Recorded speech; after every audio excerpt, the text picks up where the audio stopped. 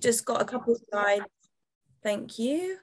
We've just got a couple of slides, and then it's just going to be two kind of big discussions basically about what the situation you're currently in, and then some ideas that we've got, and then we'll kind of talk about how we can help you implement those.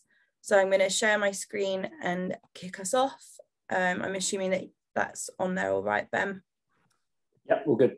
Perfect. So yeah, just all about tonight, retaining and re-engaging players. We're hearing from all angles, all areas, that player numbers are a big struggle at the moment. So just thought we'd put on this evening just to chat to you guys, and if a few of you can go away with some ideas about how to get some more players, get some more numbers, then obviously that's a huge success. So for those of you that don't know, my name's Lizzie. I'm one of the club developers in the Southwest, same as Ben. And together we cover various areas, but also share Dorset and Wilts together. So just a little bit of the classic spiel.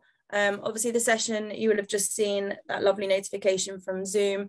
It is being recorded. This is just so that we can review it. This is the first one of these types of sessions that we're running. Dorset Wilts are always very keen to kind of get things out to the game, which is great for us. So just for the purposes of us to go back, and obviously I'll share the slide deck with you afterwards, but just keep popping any questions in the chat, come off mute. There's not many of us, so we'll be able to have like a proper roundtable discussion rather than, you know, breakout rooms and waiting to raise your hand and all of that. So feel free to jump in when suits. So just for the first 15-20 minutes or so, I'll bring us back out of the slides, but we just want to hear from you. What is the current landscape in terms of players attending training, attending fixtures at your clubs? What's the problem? Why are you seeing these problems, do you think? What are the challenges, and where do you need support? So I know that you all filled out a little bit of a kind of a pre-session questionnaire for us that we had on the registration link, but it'd be really useful if we could just kind of add a little bit more behind that and just hear from you guys what the current situation is, and just be quite critical of your club and the situation. So just thinking critically of why you're seeing the problems, and just be as specific as you can. So I'm just going to bring us back out. And then stop sharing and hand straight back over to you guys. So feel free just to jump in, tell us what's going on and where the problems are. Thought Ben had disappeared then. Yeah, go ahead, Jeremy. I can see you come off. I think, so, I mean, we started quite poor. Well, we started well. And then as we started getting into sort of pre-season, injuries happened and numbers dropped off quite badly. We went from some like 40 at touch rugby in the beginning, sort of May, June, down to 12 in pre-season. I think we had a lot of lack of commitment. I think from speaking to a lot of the lads out there that getting used to not training and playing on a Saturday has been a difficult thing for them to get back into. And dare I say it, the ones who have partners who are now used to doing things on the weekend, it's very difficult for them to get out of playing on a Saturday. And we still have, in some respects, that issue. And it's, you know, it's got relatively bad to the fact that, you know, we're struggling putting out teams at the moment. It's slightly getting better. We are trying to speak to the players to see what we can do as a club to try and encourage them to come down. And I think it's still a very difficult one. COVID has been a massive problem. I still think there's people a little bit scared on coming down or even playing at the moment. And we've had to look at a different way of getting more players, and we've managed to do so, luckily, which has managed to get us out of the problem that we are in. But it's only a temporary solution. So I still don't know at this moment how we are going to move forward. There is definitely a decrease in the amount of people wanting to play rugby for whatever reason at the moment. And I think it's going to take our club and others to figure out how we're going to try and get these people back into playing again. We're trying to do things like outside, you know, we've had Friday nights down the rugby club to try and watch some Premiership games, try and generate some people, but it's not working necessarily. So any ideas from you guys will definitely be quite handy. Another big problem that we've had is injuries, just from people not playing for 18 months has caused us a big problem. Yeah, I mean, we've got 15 players out with injury at the moment. So, and when you're looking at a first team squad of 45, it's taken a big hit for us. Yeah. Perfect. Thank you. No, that's really useful. Sam, Mike, Andy? Yeah, I think one of the big things that we have faced and are facing is that we are on our third coach of the season. I think some of that is down to perhaps we didn't address it quick enough at the start of the season, and there was some discrepancies about how we as a team wanted to go forward, and the coach we were working with at the time found another good coach, and unfortunately he's just left us. He's been posted with the army, but kind of gave us no real warning and understanding that was going to happen. So we're now on coach 3, and we're only how many weeks into the season, and that's disheartened a lot of players.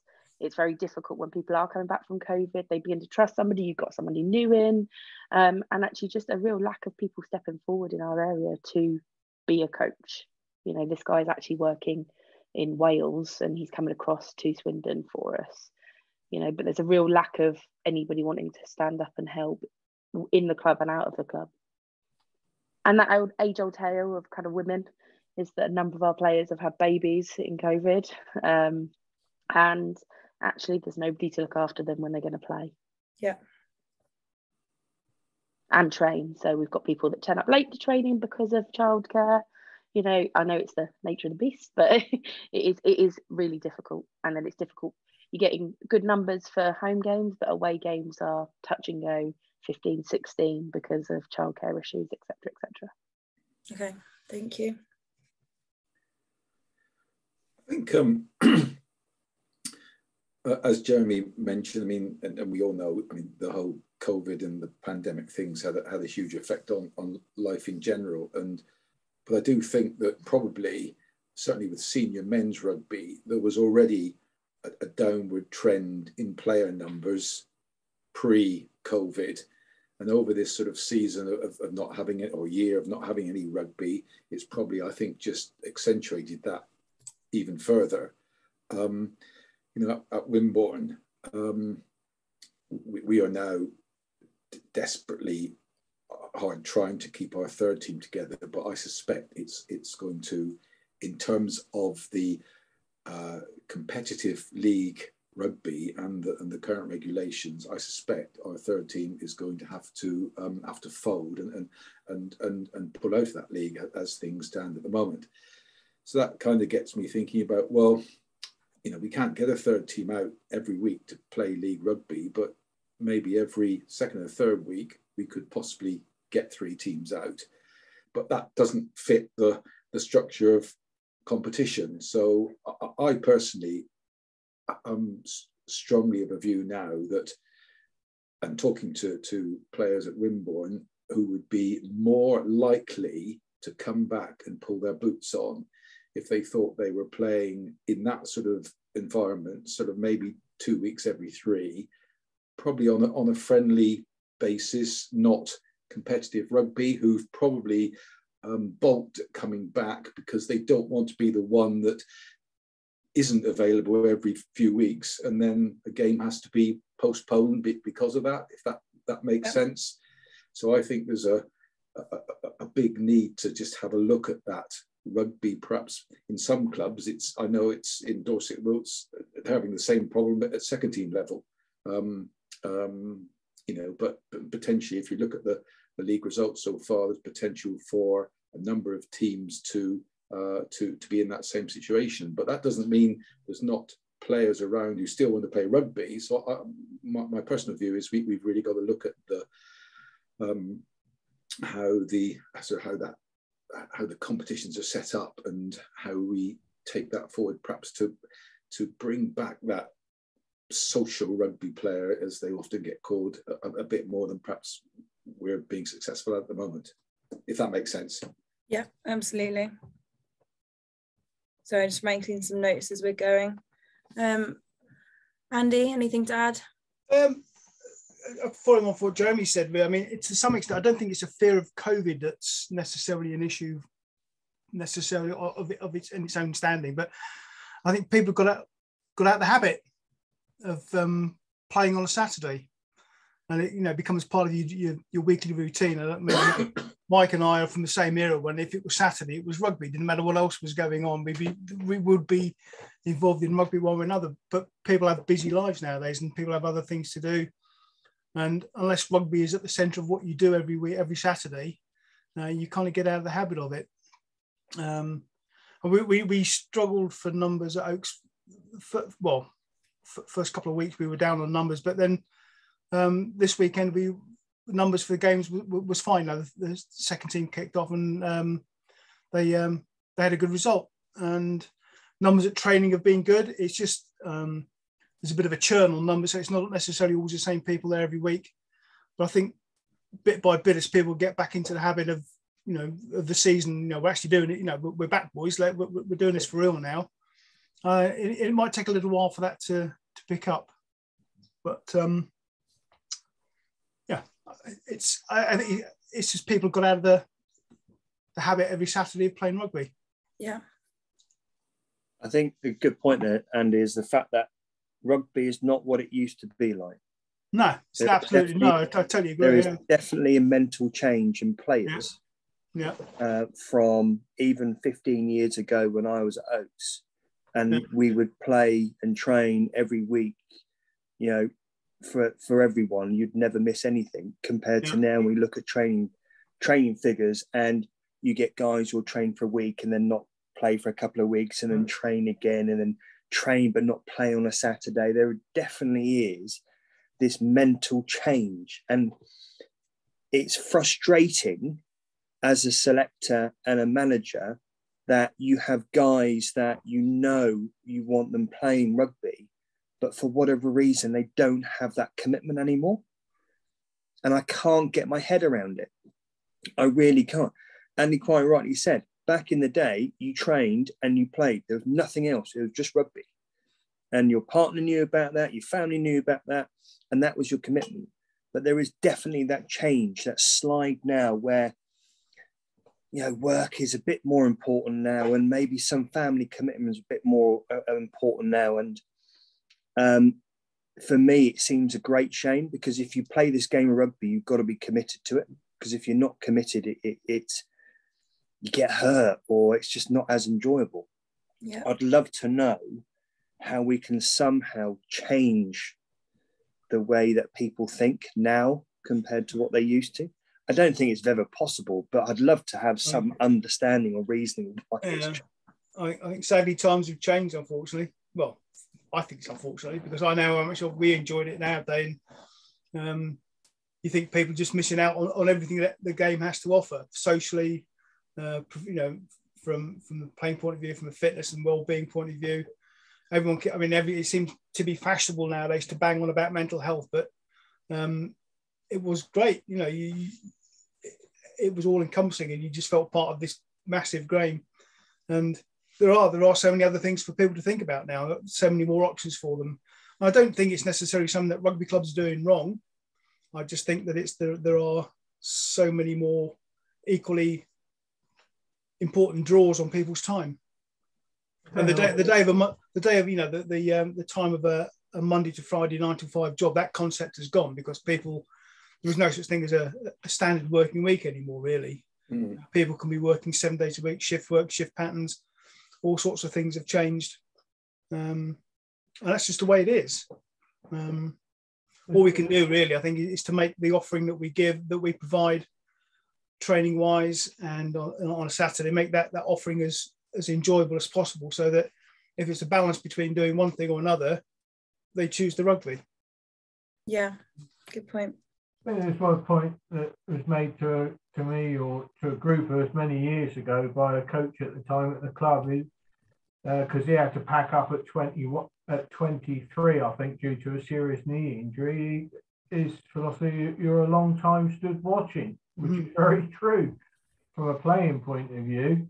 You know, similar to Mike and Jerry and Andy and everyone, in that, you know, you just wanted to play every weekend, and but those times have now gone, sadly. And I think certainly going forward, you know, obviously there's a lot of the comments that have been made by the group have, you know, sort of come up in other meetings that sat through that, you know, you can put into the mix, obviously work, and, you know, the other one that seems to be causing a problem at the moment, I know we've had it, and with Jerry down the club, is people catching up on weddings and stag do's and things like that. So it's just that whole catch-up process is everyone's getting back to some sort of normality. Well, yeah, what is normal? This is the problem nowadays. I don't know what is normal anymore. Perfect. Hi Nick, welcome. I just popped in the chat, but we're just currently talking about what the issues are at your club, what the current landscape looks like, and before we go into some ideas and then sort of how we can implement. So obviously we've already had a little bit, but I'm not sure if there's anything that you wanted to add, aware that you've just joined. Well, Andy's picked up most of it. Sorry, I had to put the granddaughter to bed, so I was a bit late. Sorry, apologies for that. But Andy will fill me in if there's anything I needed. But he's probably already updated you on the club and how it's going. Yeah, no, absolutely. Perfect. And no need to apologise at all. It's all good. John, before we go back into slides, and Ben as well, I'm not sure if there's anything you wanted to add from kind of like an overall CB perspective or what we're seeing. Well, I think we've probably covered most of the areas that are picking up, and also from the wider game, even outside of Dorset and Wilts. Mike, you know, obviously Mike and I work together on the competition side of things, and you know, it's maybe something that we'll have to look at, Mike, you know, regarding lower 15s again, is, you know, expanding the interest in this social league that we run, you know, the friendly matrix, isn't that, which is more about just getting people playing rugby. But you know, it's such a difficult one. I know, and Mike's probably the same at Winmore. I know from obviously what conversations I had in the past at Swans, having your team in the league gave you some more certainty of fixtures than probably a friendly matrix, shall we say.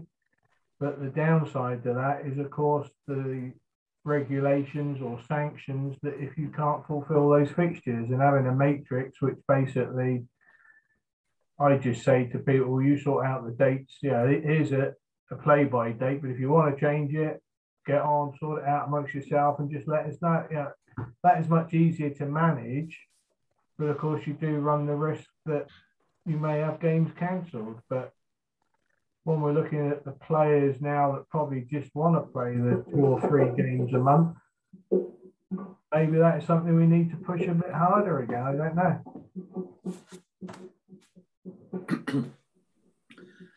I mean, how much do folks think that, you know, I was talking to a few players, a couple of lads who had injuries, and I think they are much more aware of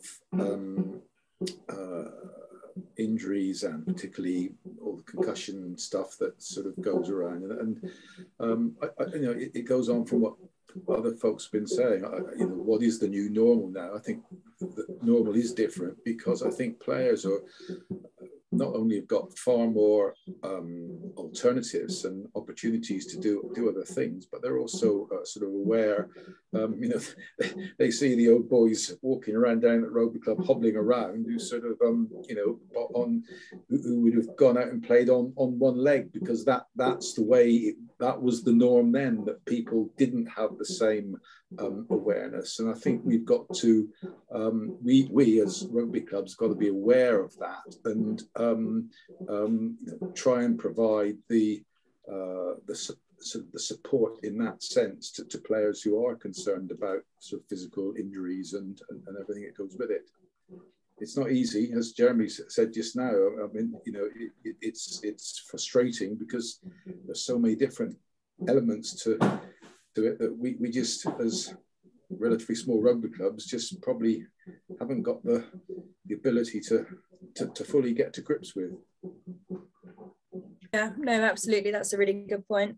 No, thank you all for sharing that. I've just been scribbling away. It seems like there's quite a range, but a lot of it is just the way that life has changed, commitments and time commitments, and also expectations of partners and children, etc., coming in now and impacting the time spent training and playing. So I'm just going to pop the slides back up. What we've got now, Ben, is that all right on the screen there? Yeah. So what we've got now is just a couple of ideas that we're going to share with you guys that we've kind of been pulling together as a team. There's just 4 slides worth, and then we'll come back into sort of the gallery mode to discuss and then get into a bit more of the nitty-gritty about how some of those ideas shared and anything that you kind of want to ask or get into. And because there's only a few of us on here, it's just a really good opportunity for us to do a bit more bespoke support with you guys. We can really chat about actions and how we're going to put some of these things into practice. So to kick off, I know that we put a lot of this out to the game. However, there are some new social media assets coming down the line. You can find them under the resources page on the website, and I will share those with you after this session. We've kind of just gone from a little bit of a different angle. So you can see on the far right here, this one is a frame, so you can pop any photo you want in there. Obviously it's not really highlighted because it's just the red background, but just an opportunity for you to personalize. These ones kind of back where you belong, so looking to engage maybe more of that social player, kind of feeding into the sort of back with your friends, maybe trying to make them feel like they might be missing out a little bit to kind of encourage them, maybe guilt trip them back a little bit, but just a few of those things that you can use. Obviously for you guys, you may not be the ones using or managing your club's social media pages, but just a few kind of new assets just to add a little bit of color and maybe just sort of stand out on someone's news feed. Yeah, Ben, go ahead. Yeah, just on the social media stuff here, there's in the resource, there's another like 6 or 7 images, and there's just some ideas on there. Like as you said, so one of them is kind of like highlighting what people have been enjoying about coming back to training. These are just ideas. You don't have to kind of use these. You can kind of adapt it to suit your club's logo, your club's banners and that. It's just reaching out to those guys that you kind of know are being 50-50. It's tagging them in on stuff, whether that's Facebook, Insta, or Twitter, and getting them to engage with it. It's something that we've done at our club with a few of the older guys, the kind of that mid-30s who have, well, not too sure what to do, and they've been off doing triathlons, they've been off doing bikes and this and that, and we've just been kind of congratulating them on their achievements. So taking it away from rugby, saying, a big shout out to Roy, completed the Ironman the other week, well done to him, it'd be great to see him when he comes back down. It's taking that element away of saying, come down to a rugby club, but actually well done for what you're achieving off the pitch, and it's kind of keeping that connection with the club. The boys have been at the club for 5, 6, 7 years, so they've got a connection to it. It's just now that relationship's changing it just by tagging them in. It just keeps the club and you in the back of their mind. And so this is where this kind of the social media assets come from. It's just to kind of work from a different angle. Perfect, thanks Ben. So kind of leading into that, we've spoken a little bit about the social experience, so just kind of encouraging you guys to think a little bit more about the social side of things, and maybe not always pushing rugby as the first thing to get somebody back in the club. So the first point up there, inviting players back to reconnect, spend time at the club, kind of using it as a social hub rather than just for training or for playing. And also just thinking about the socials or kind of other activities that you're putting on. Are they appropriate for age, interest? Sam, you mentioned that loads of your players have got kids now, so maybe kind of putting something on that can accommodate their children, or just kind of at a time that might suit them, and just kind of thinking about the players' needs and not necessarily just pushing the rugby active side that they might be kind of concerned about injuries or anything else, and just kind of putting social at the forefront and then maybe having rugby lead into that. Second one there, just a sort of quick idea, which you put on a bus for an away game, aware that is something that requires budget and finances, but just maybe a special occasion, if you've got a big away game coming up, putting on a bus for a team, they might feel that kind of special side of it, a bit more engaged with it. They might feel like the club is kind of, you know, giving them a little bit of a boost, and just sort of giving them the option to maybe get there if they're struggling for transport or something else. Jeremy, go ahead. Can I just say, yeah, normally I would have said that's a great point. And I don't know if Michael and Nicola or Andy have had this, but we put on buses to away games and it's made absolutely no difference whatsoever. If weirdly, I've had the worst turnout for buses than I've ever had in my career. And I don't get it, because we thought as a club that putting on free transport to pick the guys up even from some of their houses and take them to away games. So for instance, we went to Salisbury the other day with 2 teams and we were going to take 2 buses. We only took 1 bus and we only had 8 players on a 17-seater. When, all right, it's an hour and a bit journey. It's still a good journey, but you thought, okay, get the guys on board, go take them to the game, have a few beers, bring them back. You know, it's not costing them anything. You think that's a good idea? No, everyone drives. I don't know. Again, the mentality seems to have changed again, and people prefer to drive their own selves to get back for whatever functions. I don't know if this is just us as a club, or maybe other clubs have seen the same thing. And I find it very strange, because as a player, I couldn't wait to jump on a bus at 9, 10 o'clock in the morning, go out with mates, and then come back at whatever time. No, go on, mate, sorry. Have other people seen that difference as well, or is it just us? Yeah, I know a few clubs that have been in the same position, and kind of I've asked them, how have you got that information to the players? How have you marketed to them in a way? Because that's what essentially we're doing, is it, to get them on the bus. I'd ask you to ask the players why they don't want to get on the bus and get that honest feedback. Is it because the standard bus trip is getting absolutely nuts on the bus, and do you know what I mean, drinks are, and actually that's not what they might not want, sort of things. It's how you then cater for that experience on them. It's a tough one, is it? It's how is that message going out? How are you getting that information back from the boys in terms of, do you want a bus? If not, why? So we know what we can do going forward. Is it once every month, or is it vice versa? Are you only doing once a month, or do you need to put more on it?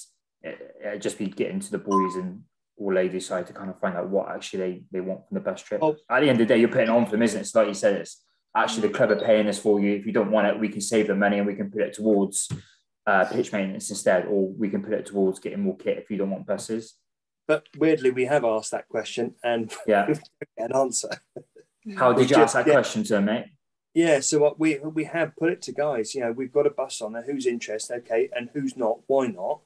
Was that just a message into WhatsApp group, or? So we use Spond for all our communication. Yeah. And I also talk to players on a Tuesday and a Thursday night.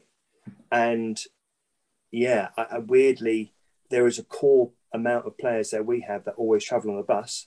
Yeah. That's 6, 7 of them. But that's only half the team. It may sound really stupid, but something that as I say at my club, I had that experience, and what I've done is just sent out surveys to boys, and I just made it anonymous. So there's no one else put their name, and they've come back with honest responses. I said, look, the more honest you can give me, the more I can help you out. And it's always difficult, isn't it, when you're like, oh, thing you said doesn't come their best and that. I think there's a changing face of rugby players now. It's a lot of the guys who've got young children, partners who are not involved in the club, who they need to get back to, commitments on the Sunday, all that kind of thing. They know that if they go out on a bus, they're going to be hammered and not enjoy their Sunday. And some of them have got, as you said already, a lot of them have got children of their own, and they want to be up at mini and youth. And I think there is only a small core of guys that want to go on the bus. I mean, we have the same sort of thing, and you know, sometimes it's distance that they want the bus for, but they don't want to be out late. They just want it to go and come back. And yes, a bus can be a good idea, but it depends on what is the underlying, what you're going to do on the bus. Are you going to stay and have a few drinks, or are you just going to go there and come straight back?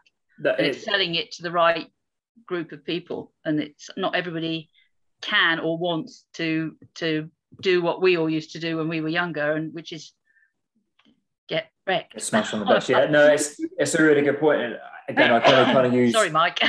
my examples in terms of we had a game down to Somerset, hour and 45 minutes on the bus, and we just said we were open. If you don't want to drink, it's fine. We can still be together as a club, because like you said, boys have to get back for baby duties and Sunday morning stuff. And actually it worked out all right. The boys that want to drink drank, and there was no pressure on the other guys to drink because they had their responsibilities. And like you said, it's changed those perceptions. Actually, everyone wants to do kind of their own thing, but we can still be together as a club. So I definitely go back to players with a survey and make it anonymous and kind of get that true feedback, and it's change that perception of sometimes the best doesn't have to be about getting absolutely smashed and running down the middle of the best and get tackled.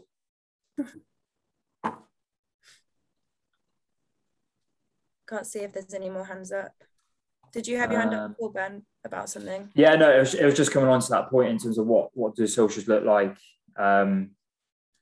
how, again, society's changing, there's different pressures now, and actually how do we cater for that? And sometimes it's not all about, again, I can only talk, my club was very hard on socials. It was very much, we're going to social every weekend, we're going to be sick on each other and all this and that. And actually, when I spoke to a few of the boys through the survey, they were like, not too keen on that. I just want to have a drink, watch a rugby. So again, it's working with the people that like to go hard on a Saturday night and make them say, look, we can keep these boys on board. Then we have a second team here and we can grow from the club and we can manage people's expectations. And that's probably when it gets to is trying to manage people's expectations, whether that's the players, whether that's working as us as volunteers of the game, and that when we try and go out and find out who's available, work out this was kind of manage what we're going to get back from them. Perfect. And then just on that final bit down there at the bottom, be interested to hear your guys' thoughts on this in general, whether your players are engaging with professional players and teams. Something that I think is really good about the women's side of the game, and it's something that you see in women's football as well, is that the players are very accessible. Fans, players tend to engage with them quite a lot. Social media, now that it's just available on TV or streaming more. And I do think that's a side of the women's game that is really, really strong. So we'd just be interested to know from you guys whether your players, male or female, are engaging with professional players and teams. Is that a side of things that is keeping them engaged in rugby? It's part of their enjoyment. It's kind of not so intense as an idol, but are your players engaging with the side of things where they kind of can aspire and look up to players and sort of bring them in from that side of things? So more than happy to chat about that when we move down, but just kind of a few thoughts from you guys about whether, you know, are you kind of sharing content on your own social media pages? Are you putting games on? What games are you putting on? Are people attending? It was mentioned at a club meeting that I was at a couple of weeks ago that boys have got FIFA to play on their PlayStation for football, but there isn't that equivalent. And that's something as a console game that keeps them really engaged and obsessed, I guess, as well with football. So kind of that side of things of whether rugby has that to offer, and what we can do to kind of spread that message a little bit more down towards players. So just moving on, I'm going to hand over to Ben now. Cool. Yeah, again, feel free to come up, Michael, drop anything into to the box. This is stuff that you might be doing already. This isn't us kind of saying this is how to do it. It's kind of ideas that we've kind of pulled together from what we know does and that does work.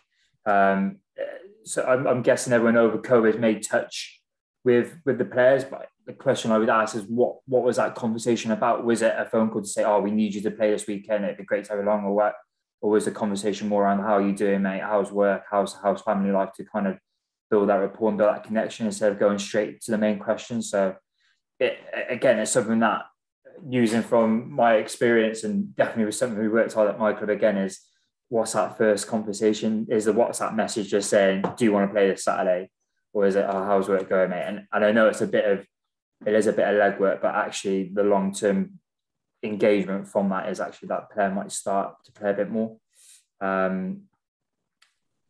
Again, it's linking back when we're asking them to come back, are they coming back to training? What's that offer for them? I know, Jeremy, you mentioned saying like the touch at the start, you had 40 blokes and now you're down to 12. So does that touch option sound more exciting for those guys to come back down to, rather than playing contact format, and then how you might play to that to then get them back in? Go on, mate. Let's be honest, mate. Who wants to do pre-season training? Well, yeah, there is that. Yeah, there is that. Having 2 months of playing touch to go, right, we're just starting you're starting 2 months of pre-season training, of which you're going to be beasted for 6 weeks. No one wants to do that. It's very different. It's very different again from the old days when you were committed and you knew you set out your stall at the 100%. Beginning of the season to go, right, this is where we want to be, this is what we want to do, this is our strengths and weaknesses, and we've got to do this now to get to where we are. And I think the mentality again of players is the commitment level to the standard that I think the coaches and probably club wants to get to are very different. Guys will turn up, pre-season, guys will turn up for a week, then not come the next week, and then know when it's a really hard session. It's amazing how you go from 20 people to 10 people and then back up to 20 people again. The mentality of players is very, very different from where it used to be. I think that's just the fact of the matter is. Yeah, no, I guess it might come down to actually what does your training session look like? What does that on-pitch session look like? So like you said, if you're going for 40 blokes that like to run around, check a ball around, bit of touch, and all of a sudden you're going into, we're doing lots of sprints, we're doing lots of fitness, we're doing lots of contact. Actually, that does turn off. So how do you know what the boys like? So how do you make that more into your session? So good point. So we changed ours. So we did beach sessions, we did forest runs, we did bike rides. We really mixed it up to try and cater for everyone's needs and just make it a bit more enjoyable. Gone are the days where you're doing bleep tests week, constant sprints until you are sick. That doesn't do anyone any good. And we know that we have to adjust how we do things. And we try to look at that as a club and speak to the players. What do you want? Do you want to do this? Do you want to do? And we literally provided what they asked for, but it still didn't give us the numbers. And it comes back down to the fact that these people just aren't as committed at the moment. I think it's going to take time still for these people to get back into rugby, get back into normality, get back into training on a Tuesday and a Thursday. And I don't know, I think from our point of view as a club, we could give our players everything they wanted and it still wouldn't necessarily make a difference. Yeah. It's just, I think we just got to give it time. Yeah, it can be hard work and it can be demoralising, isn't it? When you put on this stuff and you're like, it's only getting the 14 or 15 there guys there, and it's keep going with those because like you said, it's those cool guys that are going to build your club. They're the ones that are going to attract and keep your players there. They're the guys you can kind of keep moving forward with stuff. And like you said, it's how you keep building that. And like you said, it's keep doing different things. It's keep kind of reviewing it. Like I said, it'd be really interesting to get that survey out to them. It'd be really interesting to see and hear what they come back to, and if it's different to what you thought it might be, or is it the same as what you thought it might be. And it'd be kind of good to kind of link up on that and work on that together. Definitely do. I'll take that on board, and I'll speak to John about this and see what we can do to put out. And hopefully, you're absolutely right. Then actually, what we're doing is completely wrong, and they can tell us exactly what we need to do. Yeah. Make Google Forms, Microsoft Forms. It's pretty easy. Let us know. They're really easy to set up, and you can put it all out into a lovely spreadsheet and everything like that. But yeah, it'd be really good to kind of get that hard data from your membership, all your players. Sorry.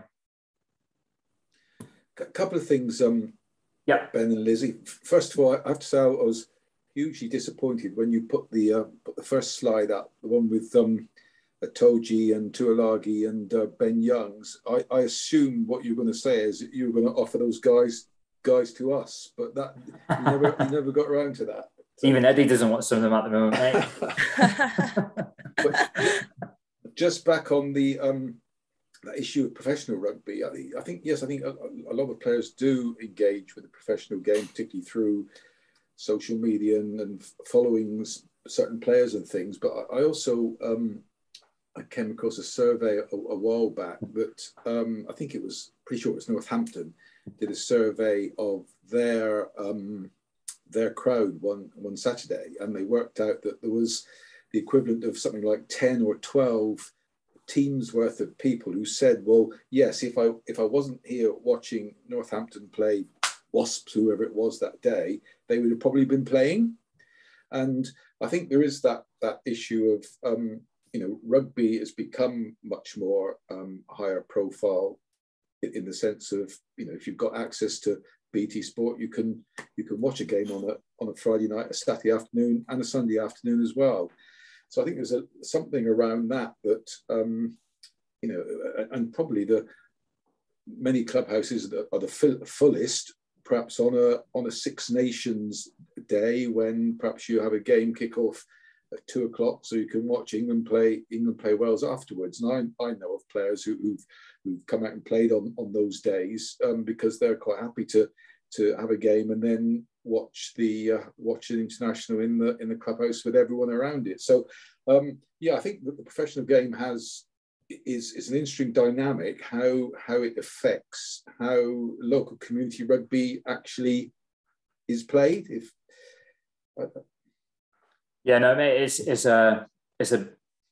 I say a big problem in Gloucester, but it's definitely a problem in Gloucester. And like you said, when there's 20 odd clubs within so many miles and Gloucester play on a Saturday at 3:00, you know you're going to be missing a few boys because they've got their membership there. So it's how we work that. Another point to pick up is obviously Six Nations is a big driver, ITV and BBC, so it's easy to kind of showcase at your club. It's how you can pick up on the back of that. How can you re-engage with those players would like to come down and watch that game, and how you manage that going forward. I'll just move on. Go on. I think it's not a big problem for us certainly in the Dorset end of Dorset Wales, because there's no professional or Premiership, but Bath is the nearest, and that's a sort of like a good hour and a half drive. So it doesn't affect us on a weekly basis like it might in Gloucester and Northampton and Rack. But it's whether there's anything that somehow to, I don't know, synchronise it a bit better, that games. I know of players who are quite happy, or players who are on the fringe of coming back to play, who are quite happy to sit and watch a Premiership game on the Saturday afternoon, and they think they've got their rugby then, and they perhaps would have been out playing otherwise. Yeah. It's a good point. Come on into the next slide in terms of how we might cater for that. Just onto the last 2 points in there, and again, it's something I had to do at my club in terms of who do I contact, how am I going to contact them, and I kind of pulled off the lovely GMS player registration page that showed all the signed on players. And I sat down with a few of the leadership boys, you want to call that, kind of the 3 or 4 boys that are helping us at the club, and kind of sat down and went, actually, this guy, he's going to be playing he's going to play every game, kind of your middle person in terms of actually they're 50-50. And then kind of like your red list in terms of, I haven't heard from this guy in ages, he hasn't played in the last 5 years. So that enabled us just to kind of go out and go direct to those guys and be like, actually, what are you thinking this year? How's everything going? Those guys that were on the red list, again, just to find out actually what their thoughts were on rugby. If they had no interest anymore, then we kind of said, actually, that's fine. You know where we are. We're happy to support you. And it sounds really bold from us, but actually, why are we going to waste all our time on someone that's only going to play 1 game a year? we'd rather put our effort into those guys that are 50-50 that are going to play 6, 7, 8 games a year. And that's kind of where we're getting a bigger effect from. We then kind of split it down into positions. So we had a front row group, a second row group, back row, backs. And within that was just everyone. So that was your first, second, social guys. And this wasn't a WhatsApp group to be like a social watch group. It was just an update on what was happening at the club. But it just drives a bit of competition between the guys as well. So the second team guys that have a bit of banter with the first team guys because they've lost at the weekend. And it's starting to work from us. We scrapped the Facebook page altogether. We don't use Facebook page to engage with people or our players or that. I looked at our Facebook page when we done it. We had like 180 people on there, and actually 80 people reading it. So it wasn't very effective for us. We weren't getting the right message out about a game to the right people because it had parents on there of the players. It had supporters on there. So actually we just really streamlined our communication to the guys. And what that's really meant is actually we've gone from pre-COVID, we were getting 12 to a training session. We're probably in a bit of a hole. And actually now, and touch really keeps going, we're getting 30 plus. A coach at O'Pats, and if anyone knows O'Pats, we have 2 floodlights, we have portable lights. The pitch is full of mud. I don't blame the boys when they work an office job 9 to 5 to then come around, roll in the mud till 8 o'clock, go home. So actually for us to get 30 guys on a Tuesday and 30 night, I think it's probably showing actually we're getting our right messaging out there. It's different. It's not your Facebook message that pops up all the time. It's not your WhatsApp social group that's just getting absolutely hammered throughout the day with people winding each other up. Actually, these groups have just got a specific message in terms of trainers on. Here's a survey for the last few weeks of training, how you're finding it. Here's a survey for availability for the next few weeks. And that's kind of working for us. I know a few other clubs that have kind of done it in different areas. So it's just passing on experience of what I know RFU member staff, but actually what I'm doing at my club on the ground as well. So it was just passing on some good ideas. I don't know how you guys work your kind of comms at the moment, but I guess the message is how you kind of stream that to get it to the people you need to get it to. Oh, good, cool. We'll go to the next one, and I think, like you said, Mike, it's just how we are flexible with the formats and schedules. Like John said, that kind of friendly matrix, how that fits in around. And again, it's stuff that we always say, oh, we can do Friday nights, we can do this, but I guess let's go out and do it. If you need any support from us as RFE or John and Mike from D&W, then let us know. But if you want to do, for instance, a women's game on a Saturday afternoon, then let us know how we support you and the club to do that. If it's a 12 o'clock kickoff for the blokes, let us know how we can help you do that. Let's not, again, this is so, I can only talk from my hands of experience, but we said we're going to do a 12 o'clock kickoff at a local club. We all organised it, and the chairman was like, no, we can't do 12 o'clock. And it was like, the boys want to do 12 o'clock. They can play for an hour, come and watch the first team after, and it works. So I guess what we're trying to say is we know what the formats are. We know what variations we can do. We've got game on. Actually, let's go out and do that. Let's not just go out, it's 3 o'clock kickoff, because that has to be like, let's get a 1:30 kickoff, and if that's going to work for your club or for Sam, for the ladies, can we help you get a Saturday kickoff potentially, because that helps with childcare at the club.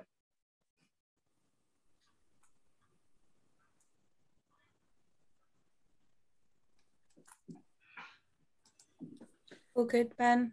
Yeah. So that brings us just to the end of kind of our sort of bit that we have to do in terms of slides. We've got, I said about an hour, so we've got about 10 minutes left, but obviously more than happy to extend to an hour 15, etc. if you'd like to. So I'm just going to stop sharing. Excuse me, sorry. We've obviously just given you quite a lot of info, maybe a few questions to think about. So just over to you guys, really. I know that we've been chatting about it whilst we've been going through. Is there anything that we've put on there that you like the sound of, but there's something that's not quite helping you get over the line? Is there anything that we've put up there that you think wouldn't work? What are the reasons why? Kind of what can we do to help support you really and get that moving? So over to you guys. One thing I'll just chip in with while everyone's having a thought or whatever is regards to kickoff times and so on. I know, as Ben touched on there, some people even had referees seem to get very precious over, the game's got to kick off at 3 o'clock. To be honest with you, as far as leagues are concerned, and I know the same will apply for the ladies' leagues and things like that, or any game, as long as both sides agree what time they're going to kick off and they let the referee know, I don't have any problem. I don't see that should ever be a stumbling block to getting the game played. So, I mean, I've already had an inquiry for this coming weekend. A team that wants to kick off at 2:30 and said at 3 o'clock. I've just gone back to them and said, fine. Is it just cup matches that are set on certain times then, John? Cup matches, again, we set the cup matches often half an hour earlier than normal because you've got to allow for potentially extra time. But again, if for argument's sake we said, kickoff is 2:30 and both clubs agree to play it at 1 o'clock, then fine. At the end of the day, it's just that communication between the clubs to sort out what's suitable for the majority, shall we say, and work from there. I mean, we're only, 3 or 4 clubs here. Is there any way of getting 5 clubs? Is there any way of getting that kind of message out to to every club, to say to fixture secretaries, by the way, when you're confirming games, there's a bit of latitude allowed? Yeah, I'll make a note. Yeah. Thanks, John. Well, I think one of the biggest issues is in changing kickoff times is, like we were saying earlier on, people lead different lives now, so they have different priorities and they have busier things to do. So getting everyone to be able to rearrange their Saturday to play at a different time is one of the things. It's bad enough trying to get it for your own side, but if you've then got to try and get the visiting team organised, if they're coming any kind of distance, they've got to travel for an hour or so. It makes it even harder for them to do an earlier kickoff as well. I mean, like we were, reminiscing earlier, the day was, every rugby club in the country would play at 12 o'clock if there was an international match on and watch the international match. But that's not what's possible now, because people have different times, different priorities, and they can't always make an early kickoff on a Saturday. And if you've got to get an away team to travel, set off that much earlier as well. And it's a great idea. And trust me, I would love to do it. I think if we want to do that, we need to get it in, sort of make present representations to the opposition really early in the season. It's no good doing it a week or 2 beforehand. We need to get it on their radar and get it in their diaries that, we want to try and do an early kickoff here so we can all watch the game. Yeah, I think I echo Andy. I totally agree with that. I think it's something that needs, clubs need to think about weeks in advance rather than days in advance, shall we say. I mean, I can remember a few years, or we've had situations where our club dinners fallen on a night where the first team are away. One example I had was Chippenham, which you know from Wareham's probably best part of 2-hour drive. I just said to them, look, we've got our club dinner. Any chance of an early kickoff, because our players would like to stay and have a drink with your guys after the game. Well, other than that, they're just going to be, I know they'll be jumping straight in their cars as soon as they've showered and coming back home. And they were more than happy to have an early kickoff. So I think it is something that, clubs just need to look at. Historically, I mean, luckily at the moment, I think from memory, most of the England games when they're on Saturdays are 4:45 kickoff, so that's usually not having to make too much of an impact on kickoff times and so on. But if you know that something's coming up, then try and flag it up with the club so that they can, at their end, they can warn players as well.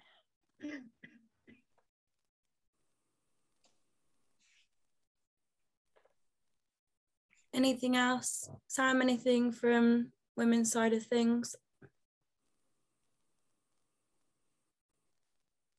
Putting you on the spot, sorry. No, it's okay.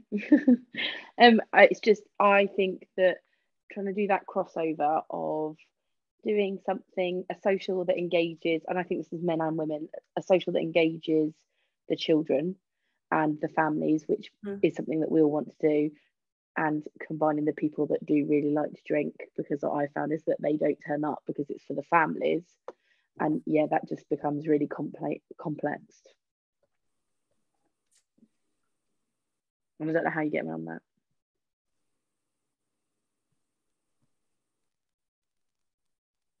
Go on, Nick. How do your ladies feel about moving a game to a Saturday? Is it something that you would consider? Yeah, take advantage of everything going on in the clubhouse. No, the ladies would move it to a Saturday. There is more of a tussle at Supermarine for which pitch the ladies would play on, because I would say they're possibly not as forwards as I've experienced at Oaks here at Supermarines. And although the ladies play at a higher league, they would be turfed off to kind of the pitch at the back. And, the groundsman doesn't want to play 2 games on the same pitch on a Saturday, things like that. So it becomes more complex. And then it kind of becomes an awkward gender discussion, which, you can only fight for so long. There's a lot of what I would say old school boys there. Yeah, it's something that it was brought up in a conversation only last week, about trying to get a game, because the ladies, the more you try and bring the ladies team in to be part of the club, the best way to do that is to get everybody doing everything at the same time. But obviously you've got constraints on pitches and things. But the suggestion was made that we actually had a Saturday fixture, and then they could get all of the benefits of a busy clubhouse, not just a Sunday afternoon clubhouse, which I think can be a bit singular at times. A Sunday afternoon, it's not the buzz. Absolutely, no. And I think that Saturday fixtures do work if the whole club can commit to it. And if the whole club commits to it, then it can be a really amazing experience for everybody, the men and the women. You know, I played at Oaks for a very long time. You've got a really good connection between the men and the women. I would say other clubs don't, you know. So it would work really well at Oaks, I think. And I think we're going to get to a stage, aren't we, that they're going to encourage more and more women to play on a Saturday. And I'd love to play on a Saturday, because actually it means that we can support the men and we can be there too. It might just be taking it one step back, because that kind of, for me, that having the men and women play on the same day is probably the end vision. Actually, if you take it back a few steps, there's going to be a free weekend when the ones are away, the twos haven't got a game. Actually, that's your opportunity to play on a Saturday, to kind of trial run it, to then say, this is what we can do on a Saturday. Get the biggest crowd you can get down, to kind of show the other side, to be like, actually, this is what we can do. And then you can build it up from there with the aim vision of, actually, let's have a big day where we have the women's and the men together play on the same day, different kickoffs. That would probably be my end vision, and work it back to say, actually, how we build up to it first. There's a lot of steps to do before you could even get to that stage, though, Ben. I mean, for a start, you're taking, as we've already discussed, you're taking a dyed-in-the-wall opinion that men play on a Saturday and women play on a Sunday, and the children play in the morning on a Sunday, and you can't do this and you can't do that. And that's not just ingrained in clubs; it's ingrained in the parents, the children, the women, the men. They all think that's exactly when that's their specific time. And they've got jobs, and they've built their world around it. So you've almost got to say, right, okay, this is a weekend, and we're going to have a fun weekend, and we're going to have all this rugby on this day, and start off that way, rather than trying to slot it into places where you have a gap here and a gap there. It's actually making it more of an event, an all club, every game sort of type of game weekend, and make it so that we can really build it into something big. And then from that, you prove that it can be done. No, definitely. The conversations you have at the club is probably the same conversations we're having tonight.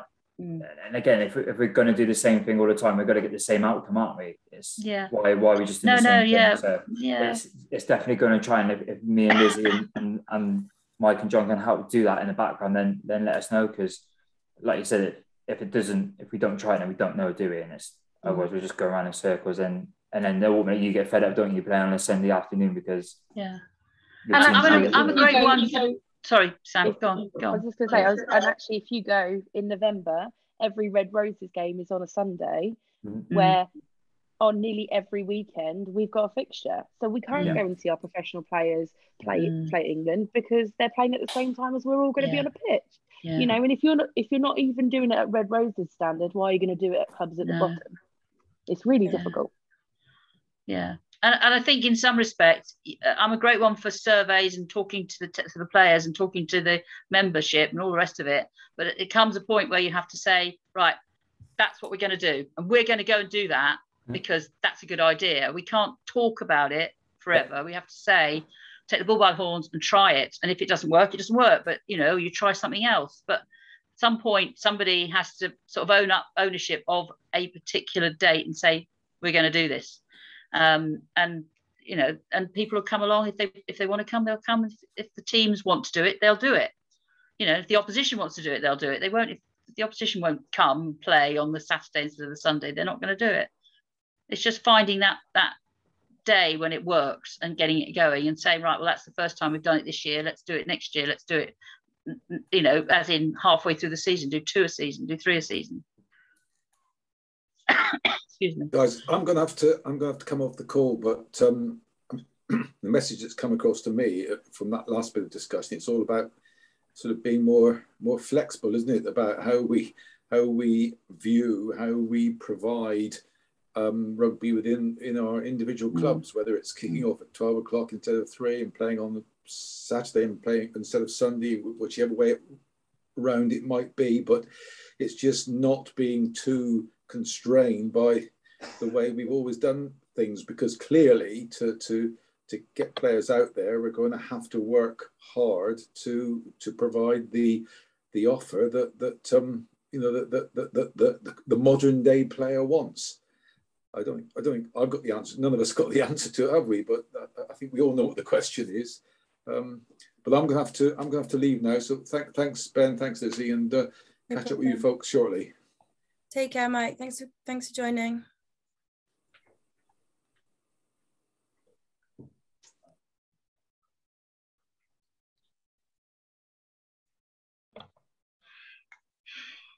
Any more thoughts? Anything else? Anything that we can do whilst Ben and I are here? Is there any sort of support you think that's lacking? What do you want to be seeing more of? Well, if you can get a few professional rugby players down, that'd be really good. Men and women.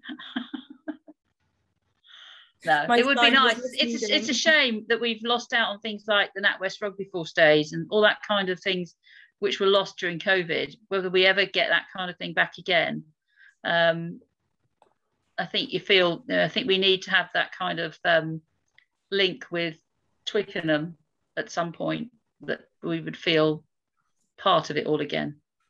Okay.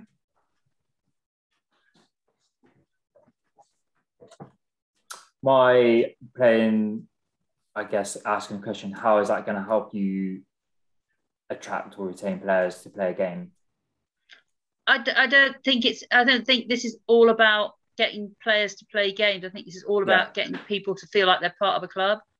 And those kind of days, those kind of fun peaks that we can bring, anything that we can do to make it special, makes people come down, whether they come with their dad, their granddad, their son, their daughter, whatever. It's making the club feel like it's buzzing at any one time. And NatWest Rugby Force might have been out of season, but you'd be surprised how many of our players and parents and children came down to help out.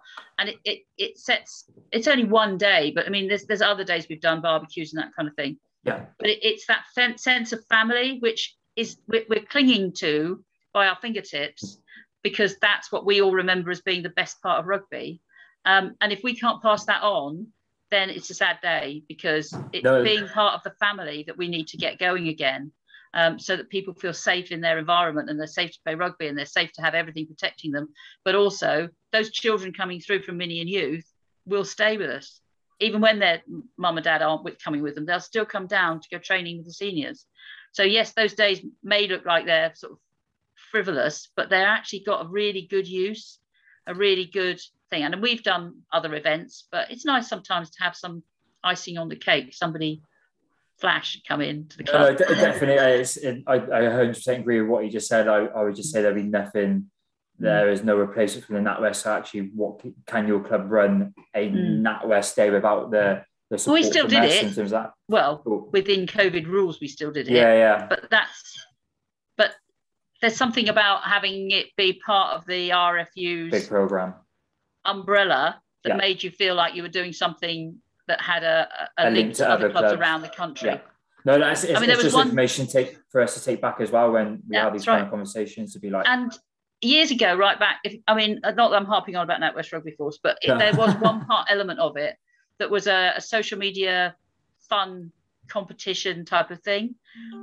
That kind of social media interaction of club with club, other clubs, was really, really useful. Round us, it got everyone chatting and vying with each other to do competitions within social media. There's something that is something to be said for actually competing off the pitch with your local clubs in a fun way, in a fun and engaging, and social media can be really good for that.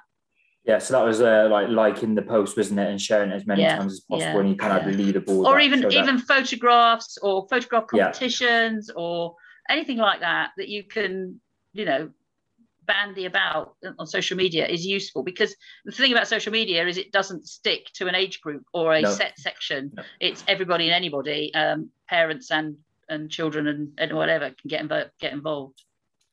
No, it's great. It's just a little discussion, like you said. Unfortunately, there won't be any, I guess, big programs coming from us for the next couple of years, but it's how you can take that away and build your own little program within the community. And if you're lucky enough, or maybe it's something we can do within Dorset and Wilts. Yeah, I was going to say we could do. It might not have a as big a prize behind it. But Ben and I can definitely come up with some club to club social media type things that we can push out on the Southwest page. Yeah. Those are easy enough. Yeah.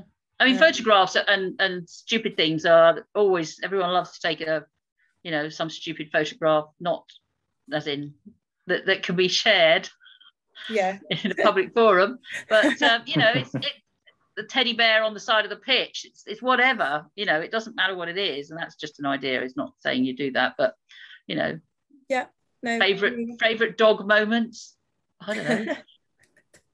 What does the internet like? Dogs. Dogs and cats. You can't beat dogs and cats. Given what goes on in our car park, I think we ought to move away from that one. Yeah, okay, fine. Right, that's an in-club joke, that is. Oh. Not pleasant. Sorry. Sam, I just saw you came off mute. I didn't know if there was something that you wanted to comment with, or I know you've gone back on again. Oh, yeah. No, I was going to say also, years ago, they did the Raptor League as well for the ladies, and so that it didn't matter if you won your game or lost your game. It tracked like penalties, tries, things like most yards ran, things like that, and then that was like within every club in your league, but it was player specified. And then I don't know, I can't even remember what we won. It was years ago, but that was also quite fun. I think that's a good idea. Most tries scored, most points scored, most most throw-ins. I don't know. I'm very sorry, I'm going to have to go, but thank you very much. No, thank you very much, Sam. Bye. Good to see you, Sam. Cheers. Take care. Bye-bye. Thank you, everyone. I've got to go as well. Yeah. No, cheers, mate. Thank you. No worries. Thanks, Jeremy. Thanks, guys.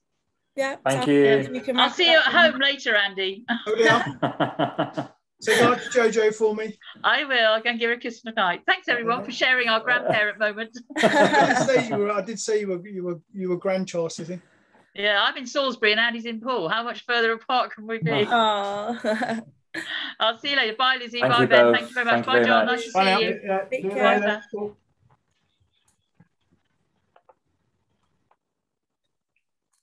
Shall I stop the recording? Or can you stop it? Yes. Not very bright.